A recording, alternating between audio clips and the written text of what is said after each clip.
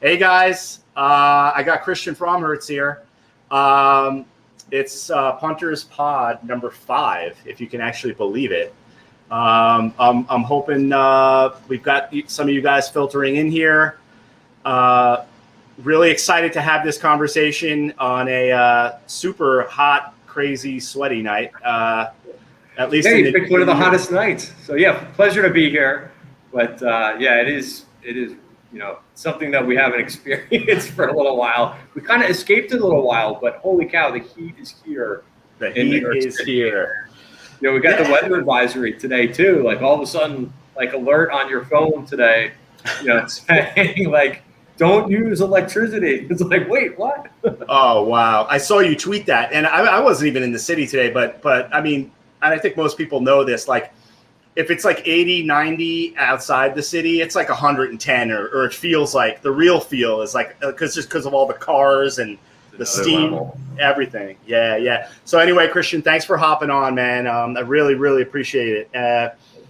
Just a little background for this particular pod. I mean, a lot of you guys that follow me know that I'm pretty much trading almost full time, and it's been a rough go of it to get to where I am today. But I've finally found a high level of success. I mean, in the last year and a half, I'm up 1,100% in the trading account. And holy cow! Congratulations. Yeah, man, and I know you're up really well. They say a bull market can make a lot of people look smart, but but anyway, one of the things I really love about Christian is he shares a lot of info.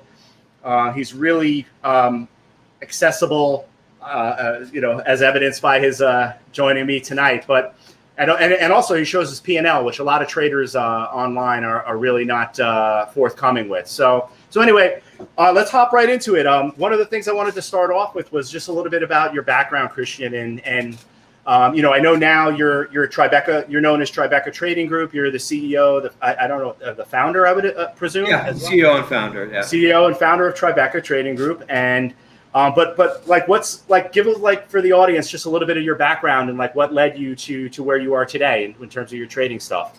Yeah, so I spent a lot of my career as an institutional trader. I worked for Merrill Lynch for a number of years in institutional trading.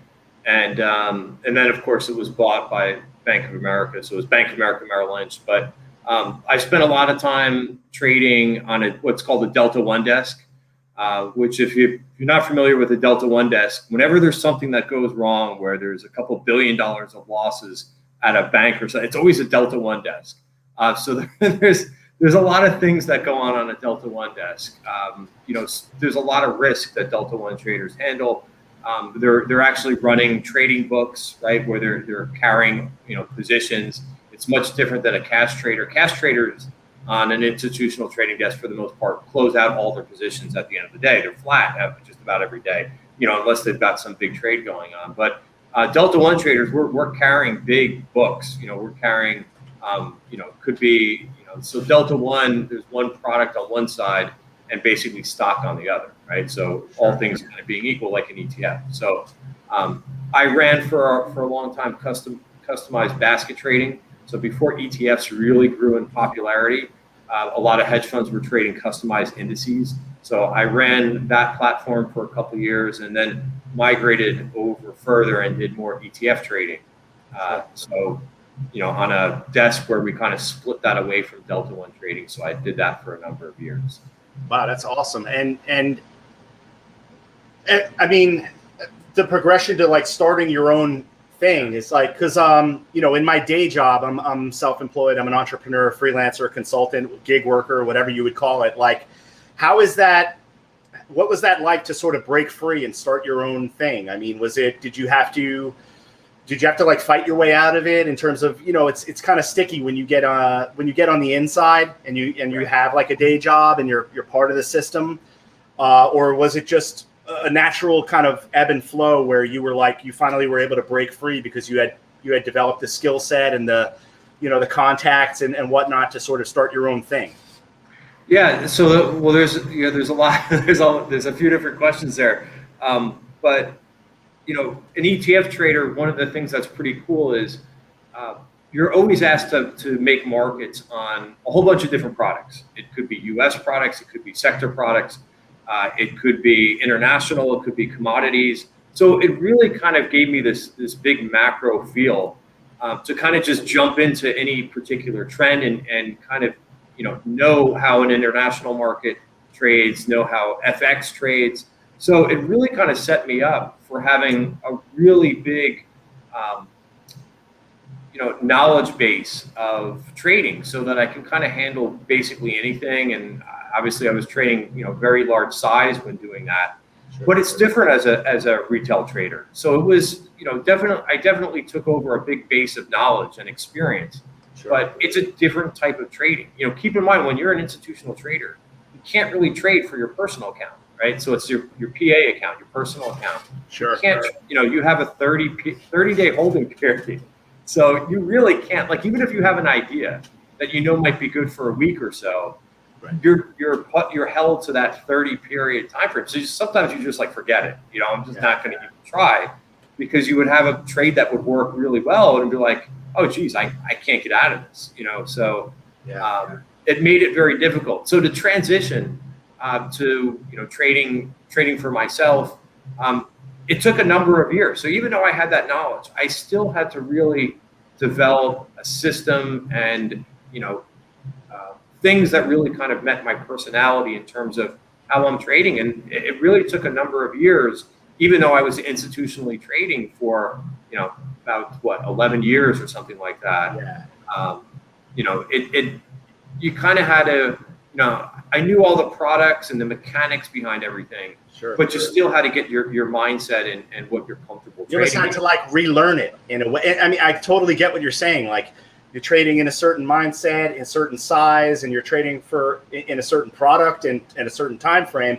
All of a sudden, you go out sort of on your own, and in a way, actually, you could be a little bit more nimble, and you're not beholden to answering or meeting certain regulations. I mean, that must have been. It could be overwhelming. It's liberating, but it can be overwhelming all at the same time. Yeah, it's very different. So again, the experience was great, and knowing how everything kind of works really helped me. So it certainly didn't have to start from scratch, but you still really have to spend some time to figure out, exactly how you want to do this versus under a bank constraints. Because I'm still, definitely not trading a type of Delta One trading book. I'm not doing that at all. Sure. Where I'm completely hedged, which is what I was doing at a bank. This is all basically, you're trying to generate alpha on a daily basis. So it's much different. I mean, it's proprietary trading. I mean, in a way, you're your own prop desk. I mean, at least the way, and okay, this is awesome. I mean, this is there's so much to this. And the thing is, if I can describe, and I probably will a little bit later on, the way I trade, I think no two traders are the same.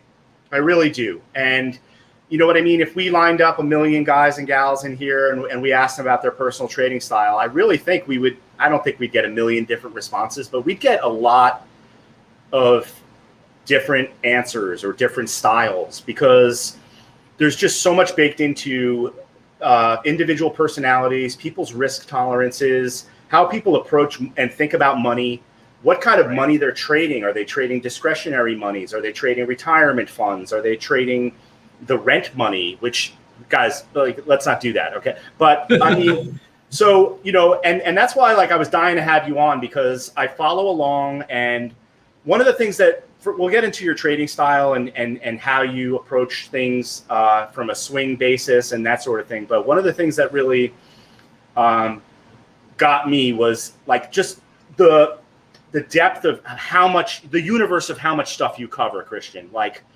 I was trying to get some screenshots set up, and but basically I have a watch list of 25 tech stocks. Let's say 25. I'm a tech trader. I'm a momentum trader. I use weekly options to generate leverage, but I follow about 25 names. When I'm following your Twitter feed, I have to say you can go through 25 names in a friggin' day.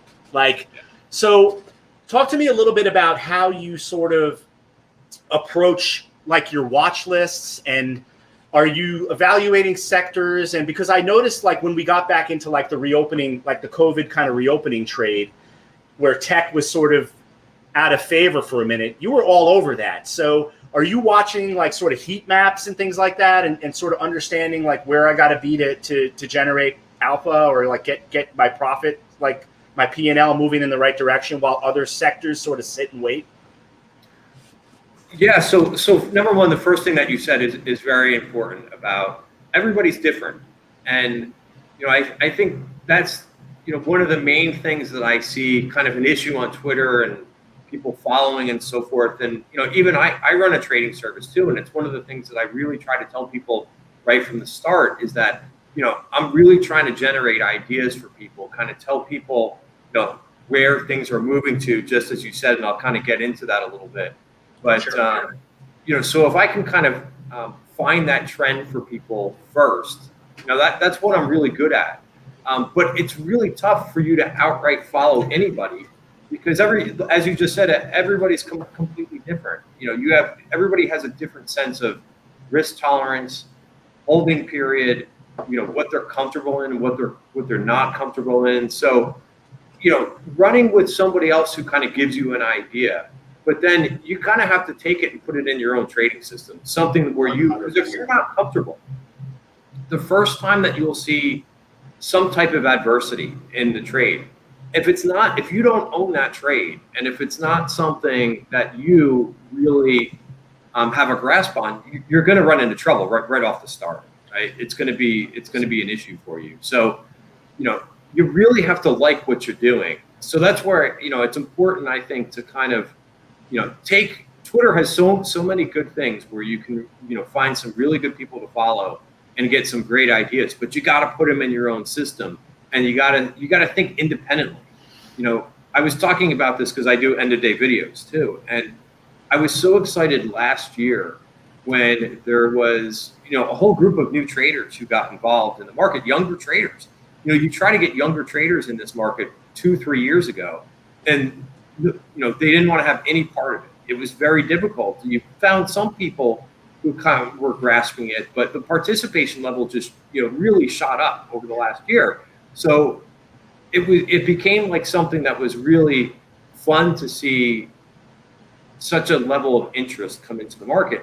And then this year it's kind of morphed. It's where new traders have come in, and there's more of a get rich mentality, like I want to get rich quickly. Yeah. And for people who have been doing this for a while, I think it's one of the best jobs in the world. It's always interesting, it's always changing, it never gets dull, but it's really not about like trying to find that stock tomorrow that's going to make you a millionaire, and then you're going to have to hold on forever so that you can gain, so it's really taken an interesting turn over the last like 6 months, with the phenomenon of the meme stocks and so forth. And, there's a place for speculation, but to me, it's kind of crazy, like what's happened the last 6 months of traders coming in and just, they want to double, triple their accounts so quickly versus learn the process and learn how to do this the right way. It's honestly, I'm so glad you hit on this. And I think we got a little feedback. There we go. Sorry.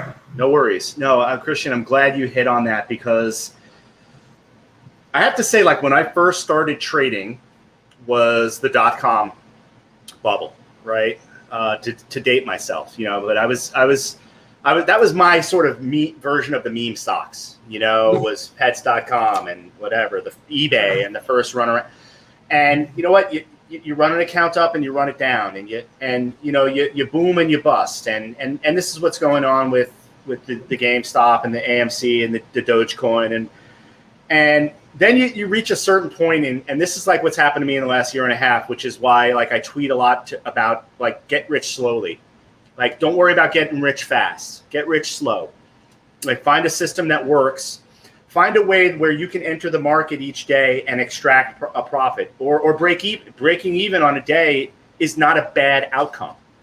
And even going down or suffering a drawdown is not a bad. All traders are going to do that. And what I wanted to do was share my trading curve at some point. I'm going to try to share my screen and just show my last year and a half, because there's going to be drawdowns. There's going to be periods where you lose, where you're, sometimes you're, what I like I have a thing in my head and I say, sometimes you're the hammer and sometimes you're the nail.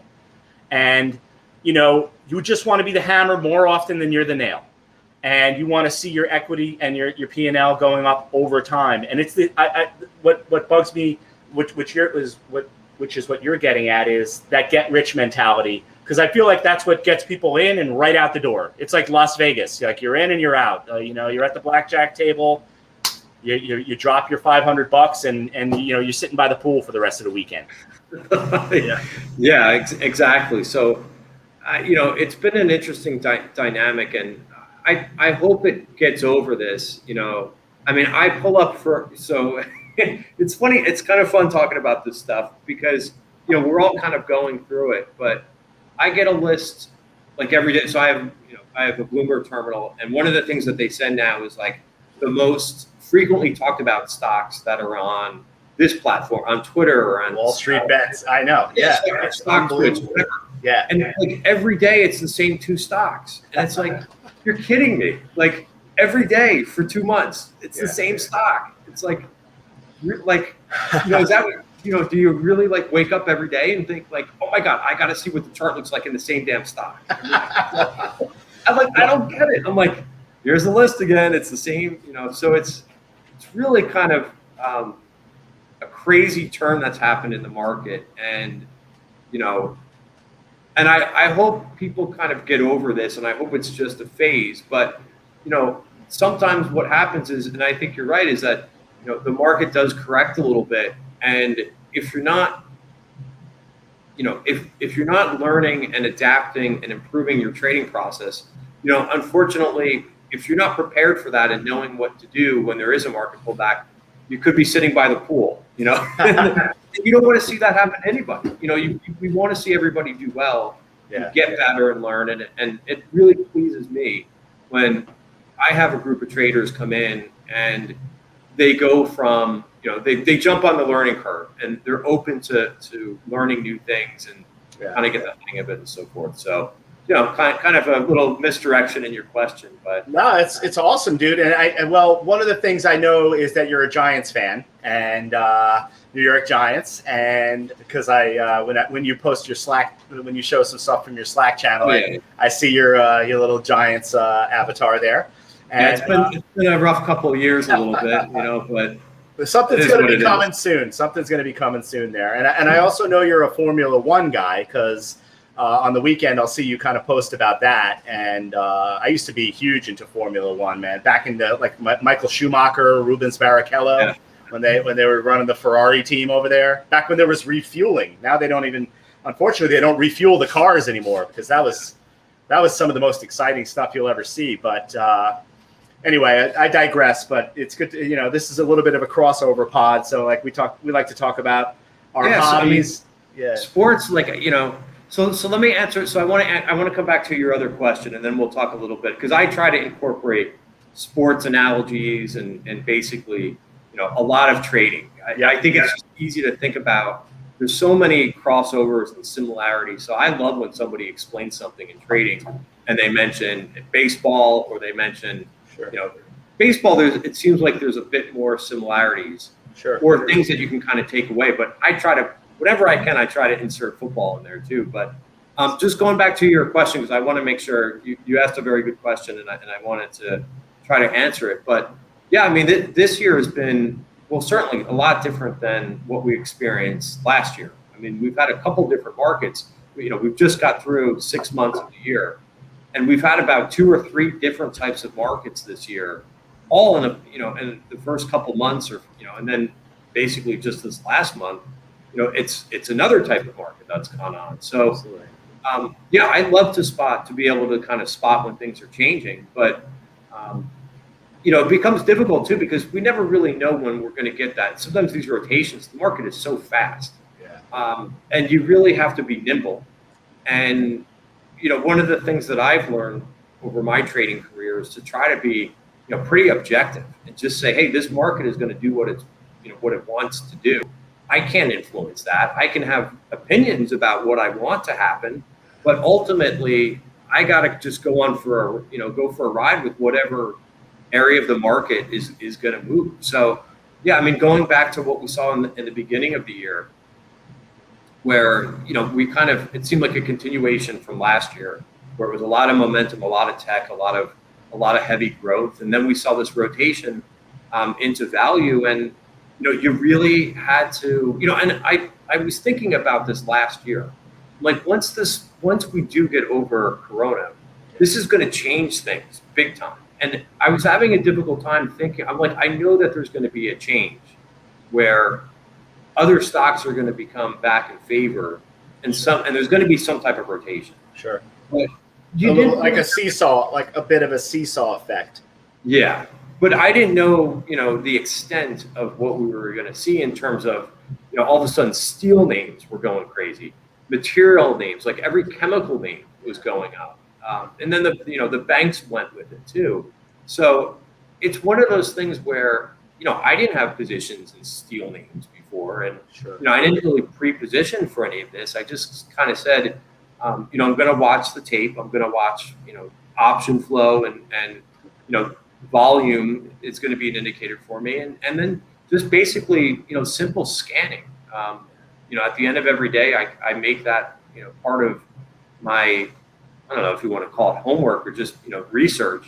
It's a lot easier to do the research when the market's closed, when things are not moving. You could relax, you could have dinner, you could have a drink. Sure. And you just, I spent a lot of time on FinViz and just going through different areas of the market, or, even going through, the simplest thing you could do is just go through like a 20-day new high list. And the names are just going to jump out to you. You sure. can't, if you're doing that homework and just that little bit of research, and it doesn't even take that much time. You could be watching TV or a movie, and checking out the 20-day new high list on FinViz, and you're going to find what's going on. You're going to find that names that you may not have been watching before, all of a sudden are starting to move. Yeah. And there's not to cut you off, but I mean, there's so much wrapped up in this. I almost want to like jump in and like ask a couple questions as you're going, because it's like, I there's a lot inside of me that has gravitated to this quote that there was this legendary trader who made like millions of dollars and retired off of just trading Intel in the 90s and in the early 2000s. He knew Intel inside and out. He knew how it ticked. He knew when the size came in to get long, whatever the point may be.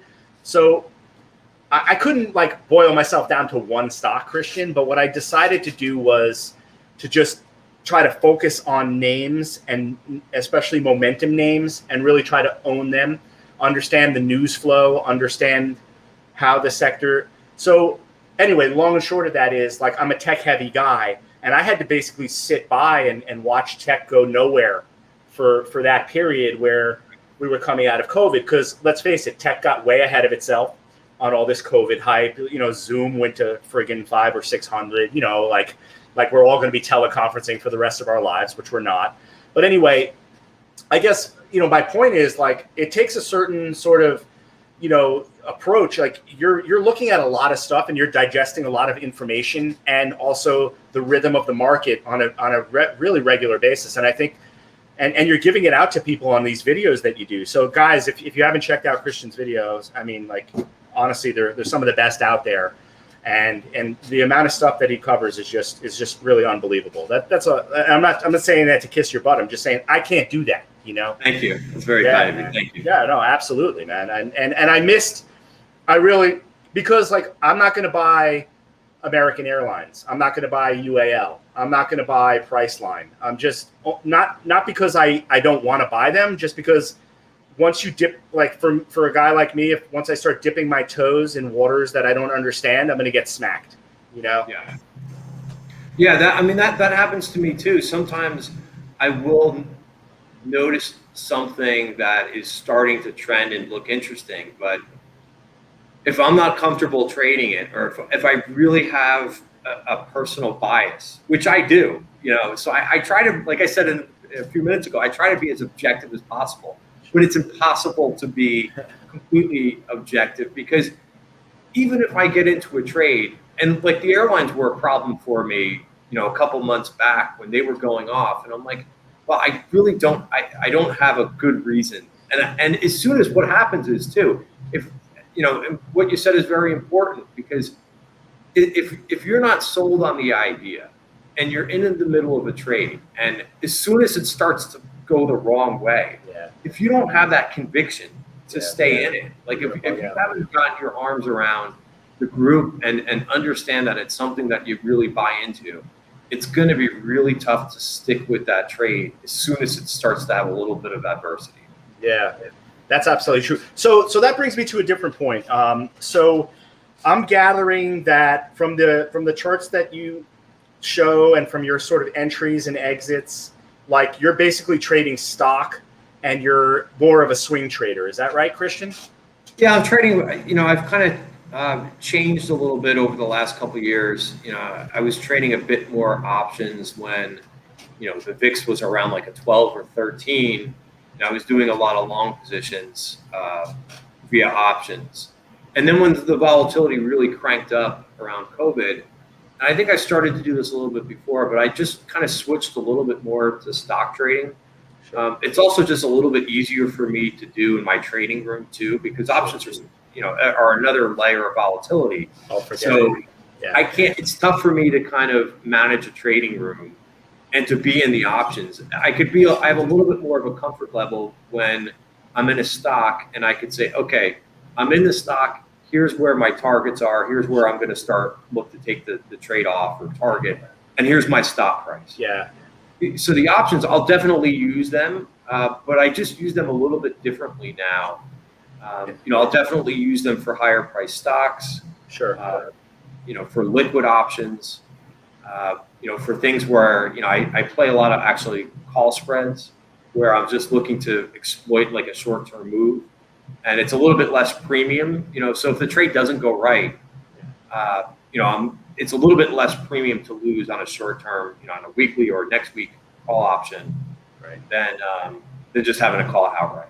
So totally get it. No, I absolutely get it. And honestly, again, this goes to like the daily management of how much information your eyes and your brain, and because this, like, to take another step back, like I don't think people really understand like the physical aspect of trading, like that. And I'm not saying we're gladiators or warriors or anything like that. I mean, a lot of traders are like eating at Arby's tonight, but I mean, the reality of it is like there's a mental grind to this. Like I wake up at 4 a.m. every morning, not because I want to, but because I want to see where the stocks are going to open, like the stocks that I trade. I want to see if Tesla's up 30 or if Amazon's down 50 or, and then I try to close my eyes and go back again, and get ready for the New York Open. But I mean, you're digesting so much information. You're at the keyboard all day long. Your brain, your eyes, and you're in your chat room. And so I just think, there's a lot that goes into this, and how we digest news and news flow, and how we react to that news flow. Yep. And like you said, there's a lot of good and bad on Twitter, and you got to understand who you're following and stuff. Like for instance, the Roku news popped up today. I don't want to really timestamp the pod, but I don't really think anybody cares. But I mean, like Roku and Apple.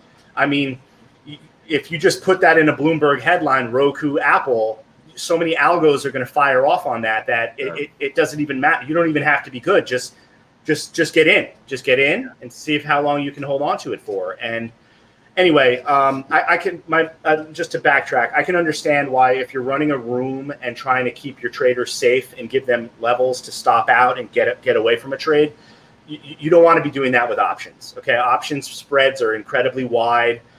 Anybody who's using stop losses with options is not going to stay around in this game for long. So at least if you're doing that with the underlying security, you can give people a better sort of entry exit plan.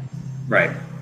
Yeah, and it's nice to be able to have several different things in your toolbox that you're using. And I try to tell people that too. Some people who come into my trading room and they've only done one thing before, and I try to kind of say, for those more inexperienced traders, like, hey, try doing this and that. I mean, you could mix a couple of these things together, because if it's something like that, where the news story today with the Roku, like options right off the bat, you're going to get your biggest bang for your buck, and you're going to be in and out quick, and you could really make some nice coin on that very quickly. And that comes with experience, like knowing which one to use and to go to. But you want to have access to as many things as possible. And get comfortable and get familiar with some of these things where you have the ability to kind of say, okay, this is the right tool for this particular situation. Absolutely. So would you say, like, let's say, and I love your charts, and I have to say I don't even understand half of how to read them, because that's part of your secret sauce, and everybody has their special blend. But I mean, would you say, like, when you see something that's moving into the value range, or the would you and you don't have, I don't want to pin you down here, but are you holding for days at a time, weeks at a time, sometimes even months at a time in a stock? It depends. It depends on the volatility in the name, and just how the technical is set up. If it's something like a Roku, right, and I'm planning out my trade, looking on a chart and saying, okay, this is where I think it can get to. These are some levels of particular interest based on volume at price, which is what I use a lot. If it gets there in a couple days, I could be out in a couple days, because I'm really using targets on a chart. Sure. If it takes longer, if it just happens to be moving the right way, then I'll give it a little bit more. I'll give it a little bit more time. There could be also a number of, for a while, a couple of months ago, with some of the value names, you could kind of hang in those value names for a while. You had to monitor them and so forth. But sure. It's all dependent upon what the setup is and how the market's moving and stuff like that. Yeah. Yeah, and the way I'm kind of looking at things now too, I mean, this year's been pretty crazy with the rotations, but I do like to have one portfolio where I call it like the GTG trend portfolio, where it's a list of stocks, and I want to basically hold them and not trade them so much. But I'm watching the trend. I'm watching to see if they change. But I like the idea of having some names that you really like to hold for long term. Got it. I'm going to substitute in and out of them, but I like that. And then I like to have a trading account, where the trading account is hands-on at all times. So you almost always have like an underlying base layer of positions in the market at any given time? I do, especially for that one trend portfolio. That's something I've been doing now for a year and a half. It's awesome. And do you hedge part, that? What's that? Do you hedge that in any way? In other words, like, are you carrying any volatility? I do have like if the S&P like really starts to break down, if it starts to break below the 50-day moving average right now, that's an area for me to be cautious in. Or if we break, again with my system is using value areas and so forth. If we break value for the month, then I kind of want to watch out. And that system is really. It's a nice system. What I'm doing for the most part with the market webs, which is the indicator that myself and a colleague have worked on over the last few years, is we're basically just looking for names that are, essentially have been consolidating. It doesn't mean that they have to be consolidating for 6 months or for longer than that. It could just be that they're consolidating for a couple of weeks, and all of a sudden they're starting to break out and taking that next leg higher. Yeah. So that's what we try to do with the market web system. It uses value at price, so it really uses like significant levels of volume. And once you start to break out of a range, that's really where we try to get involved in the name. And it's nice because it keeps me very disciplined, right? Yeah. And I've said this before, but I think it's important that I'm more confident in my whole trading system than I am in one individual pick. So that said, you have to be comfortable with taking stop losses. That's another thing that I see is probably one of the things that I see traders struggle with the most. Newer retail traders is just understanding that you're going to have to take small losses are fine. You just don't want to take big losses. but you got to get comfortable with taking those small losses, because it's just, it's not every trade is going to work, right? And even the best of the best are maybe 60% win ratio, so. All right, dude, honestly, I'm glad you got to this point, because I think here, let me see if I can pull up this screenshot of my. Hold on one second. I was having so much technical difficulties getting things set up today. What are you doing? Sharing the screen? Yeah, I usually have like a second. Well, I don't want to dox myself. That's the problem. I don't want to like share my whole like Fidelity account, on a podcast. But there's a share button down below. Yeah, no, there is. Okay. 1 second. Let me get there.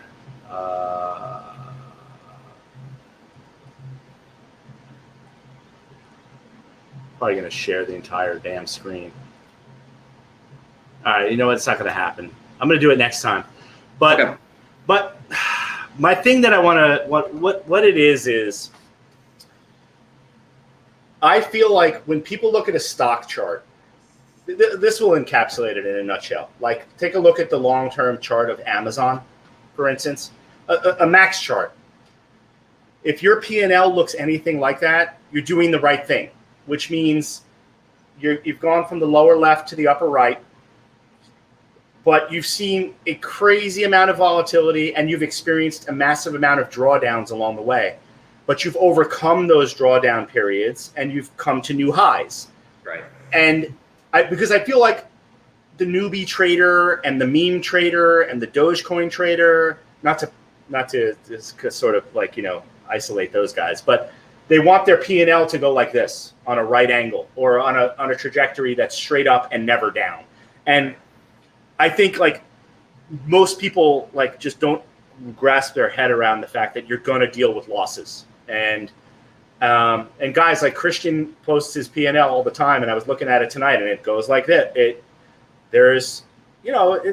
You found a way to stabilize, and I feel like you manage your drawdowns pretty well. But there's going to be periods where your trades aren't working. There's going to be periods where you have to bail out and take losses.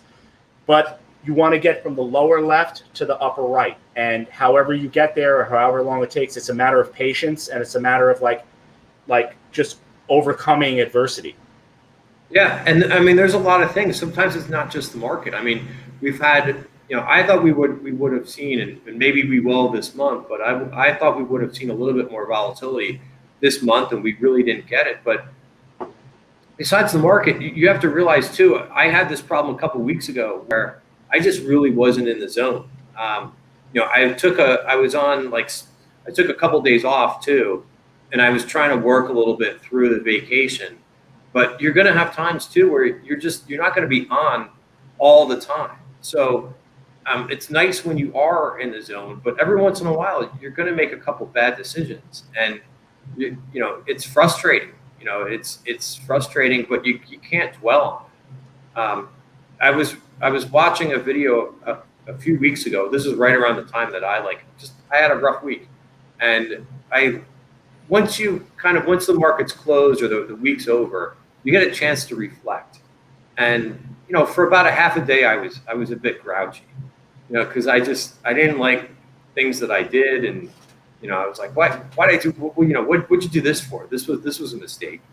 And so I was grouchy for about a half a day, and I got over it. Like I watched a couple of videos. I was watching the Steve Cohen video where he was talking about, it was a great interview, and I forget the person who put it out and who conducted the video, but it was awesome. And someone asked him about trading slumps, and he's like, do you lose your confidence? And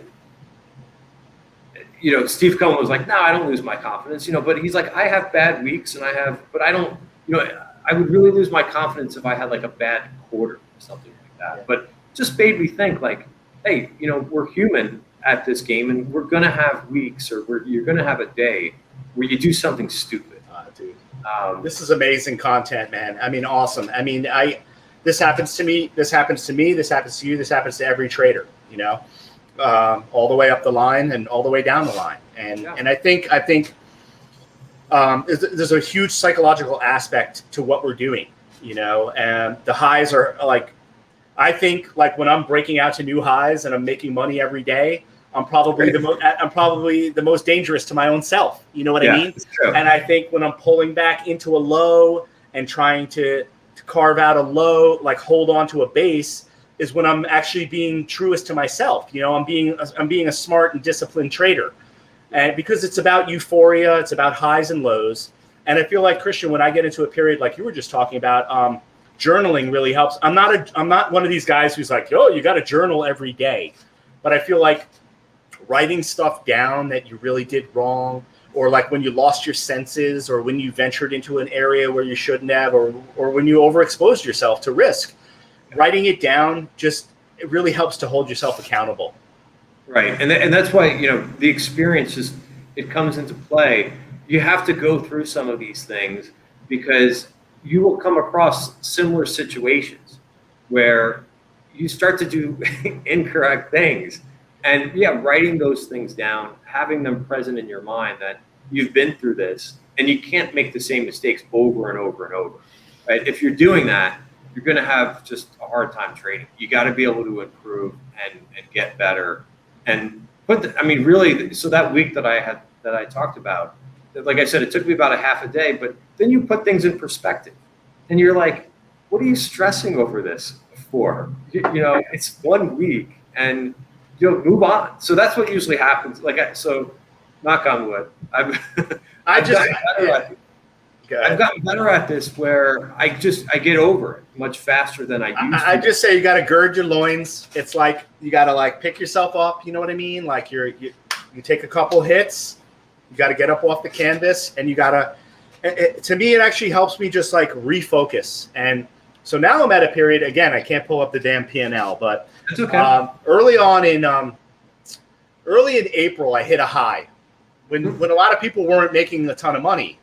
I hit a high, and then I went straight down into what I would call a ravine, okay, or like and I just am now getting back up to new highs. 2 months later, it's taken 2 months for me to battle my way back up towards my new high. I'm not at new highs yet, but I'm back. But it's like that, you know what I mean? Like, because when the markets are moving in your favor and momentum is prevalent and just everyone's making money hand over fist, is when you're riding those waves up, and then. Invariably you do something dumb or you're on the losing side and then you carve out and then you break. It's all about these upward scallops.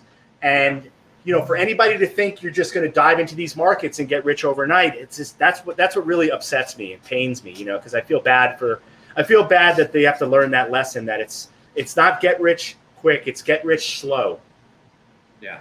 And you know, and going through your timeline and so forth. You know, the other thing that's important, you know, one of the things that I try to work on over and over and over is when we do have that volatility. And what's crazy about this year too is it wasn't like the whole market sold off. It was just those areas of the market that, you know, a lot of traders were in, that because it worked so well, the growth areas of the market, the momentum areas of the market, which turn, you know, the momentum areas of the market turn to other areas of the market. But you know, if you really kind of hung in there and, you know, if you had a little bit of a loss or drawdown,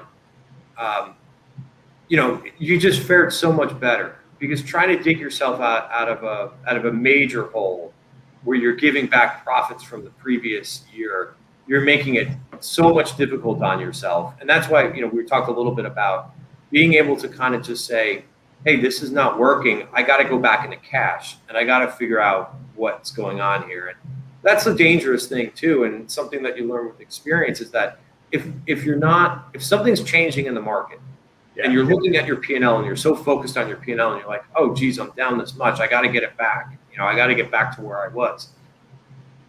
What happens is traders will make it worse. Make it so much compound errors. Yeah. And it's tough. That's one of the, you know, as you mentioned, it's really one of the toughest psychological things that we deal with. Is that when you are in that situation of a drawdown, you know, how to neutralize it and just not make it worse and let the market do what it wants to do and figure it out and just put it in perspective, right? Don't get so caught in the moment where you need to make that money up right away. And congratulations on getting back to where you are, because it's been, it's been a crazy year. It's a hard slog. Well, no, and honestly, when the momentum, like when Tesla's going from 500 to 600 to 700 to, there's great days in the market where honestly a blind monkey could make money, and it's the perseverance of dealing through the chop, like we get a lot of choppy markets, and we've had some of that, and it's just like getting back with inside yourself. Hey, I'm not trying. I have a long way to go. I have goals that are 3-4 years out, and I think that's what most people should think about. They shouldn't think about getting rich by the end of the week or paying the mortgage or whatever. Like if you have the time and the patience and the energy levels to learn stuff, you can do well. But anyway, listen, dude, I know it's a hot and sweaty night in New York. I appreciate it. We're coming up to an hour. You want to tell people a little bit about like Tribeca Trading Group and just like what they can do to like get involved with your stuff is amazing, and how they can get involved? Yeah, thanks. I appreciate that. Absolutely. So you could just go right on my Twitter feed, and I have a link there on my profile page that's linked to there, and it just kind of tells you a little bit about what we do. But I think I basically just described a lot of things, but and I'll say this too. Last thing about the market too, versus last year versus this year, and what you were talking about with Tesla. So last year was great, like it was phenomenal.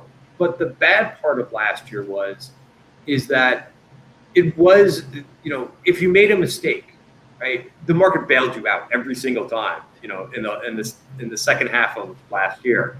So, I would say even if you're not at the point where you're back, if you're watching this and you're not back at, your all-time P&L, or, if you're still having some issues, realize when these markets move like they did, and the correction that happened in Tesla and some of the other, heavy growth names, it's really where you kind of learn, and become a better trader. If things just go up and are easy and the market bails you out, you're not really going to get much better at what you're doing. Now, you may make a lot of money in the short term, and it may be fun, but if you really want to improve and do this for a long time frame, and try to make money over the long term, this kind of volatility inside sectors and so forth, I think was a great thing for people to kind of learn and put the whole thing in perspective.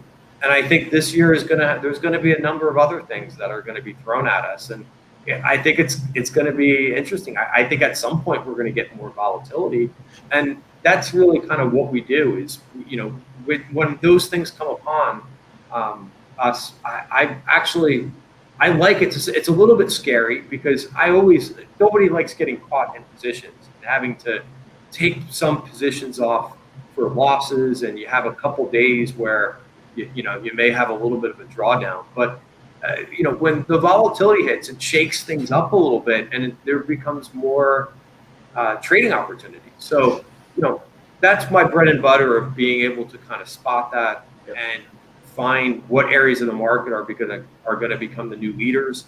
So I think now that we've had a little bit of everything this year. We've had the meme stocks, we've had all kinds of stuff like that go on. We've had the growth stocks go up in the beginning of the year. We've had them recently go up.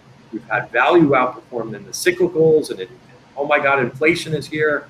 So I think this market is going to throw some other things at us in the second half of the year.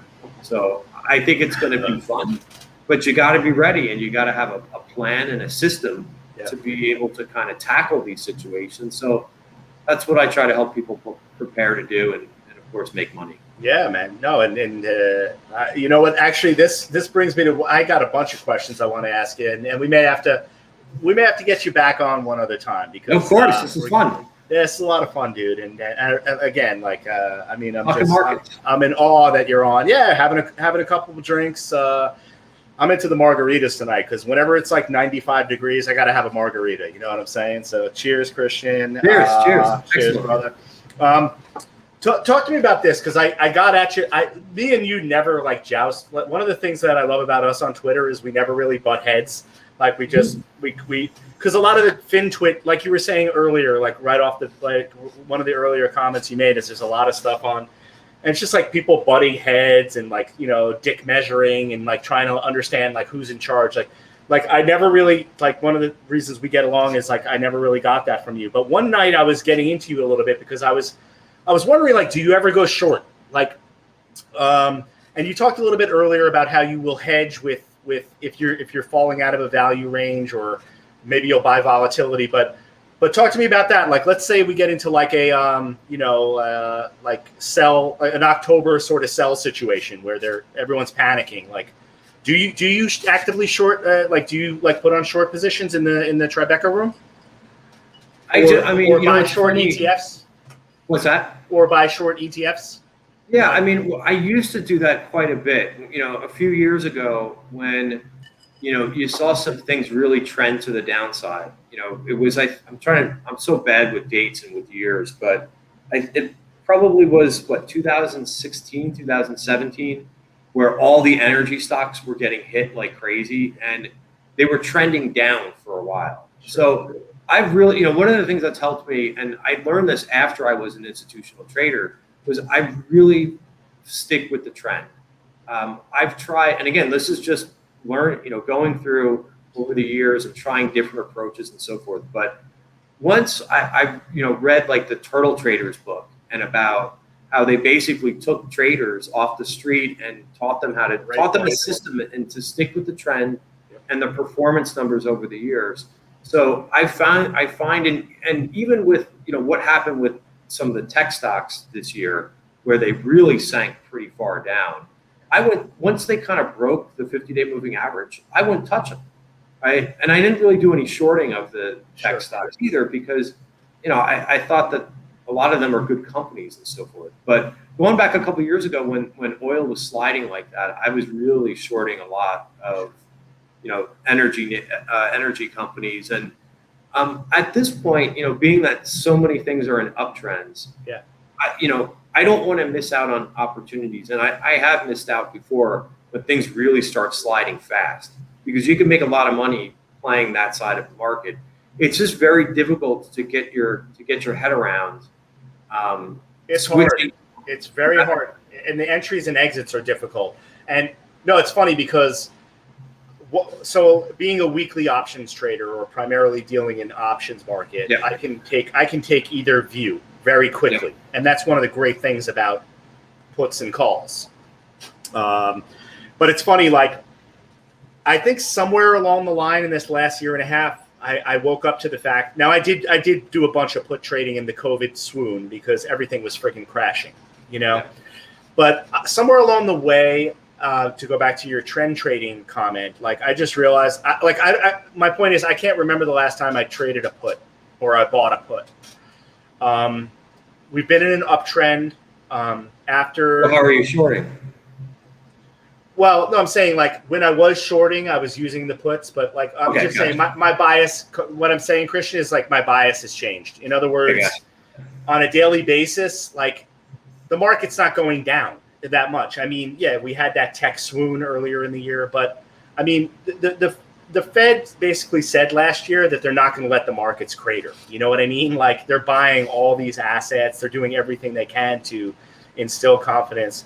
So, when I ask you if you do short, I just wanted to know, like, strategically if you do that. But I agree with you. Like, it hasn't really been the right move to do over the last short-term period. It's been so tough too, because every time I dip my toe into saying, hey, I need a hedge and I need to do that, I'll do that more often than not with something like just S&P or Hughes, to exploit a big move.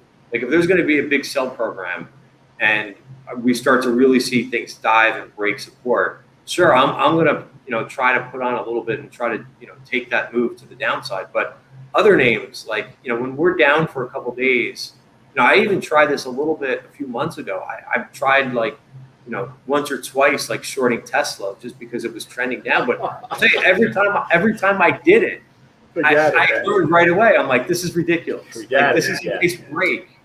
And then it would just, buyers would show up. So if you're gonna do it, you have to do it the way that I trade, which is like on a minute candle basis. I mean, it's just because, like, and that's so much harder. It's just so, and again, like, you have a trading group. That's what people don't understand. Like, you can't turn on a dime. Like, I can turn on a dime because it's just me trading my book. Like, if you're in a room and you're trying to give people ideas that are going to work over a day or a week or a month-long period, you can't be like, because and the minute you get like that, you just twist yourself up.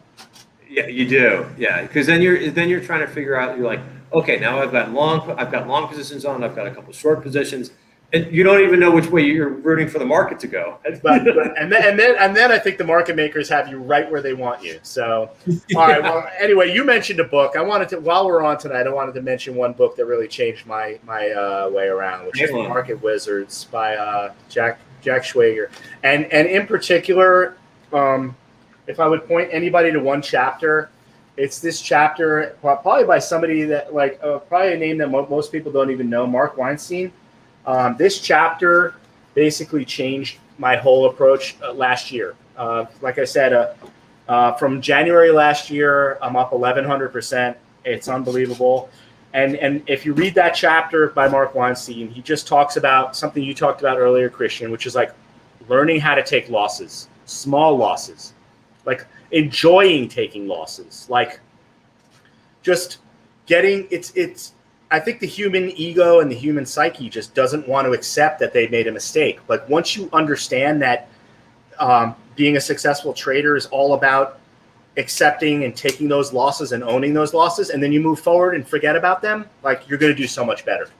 Yeah, absolutely. I mean, it's essential to learn. And just one last statement too. When sometimes if a position is really wearing on you and you're watching it and you're so worried about your P&L about that situation, a lot of times what happens too is you miss the next move. There could be 3 other things that you miss because you're so focused on not losing money in that one position and about what this thing is doing. So it took a while for me to learn that, to say, just get the position. It's not doing what you thought what it was intended to do.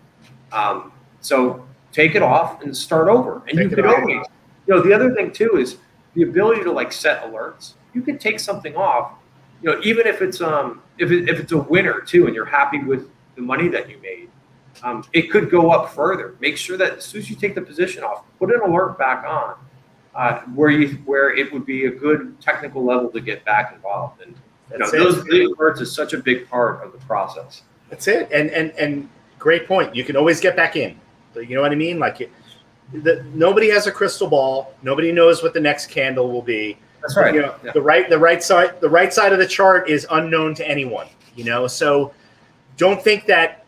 Take your hubris, take your ego out of the process, mechanicalize things, and understand you can get back in. Absolutely. All right, man. Well, listen. Again, I had a great time doing this. Maybe a little bit down the line we can do another one, because I want to ask you how you got into getting on Bloomberg and I'm seeing you on TV and stuff. And but you've had a long day and I know it's a hot day. So Christian, thanks a lot, man. I appreciate you being on and let's do it again. Here's on your performance and your year. Just stay with it and stick with the process and let's keep it going. All right. Awesome. Thanks a lot. Cheers. Take it easy, bud.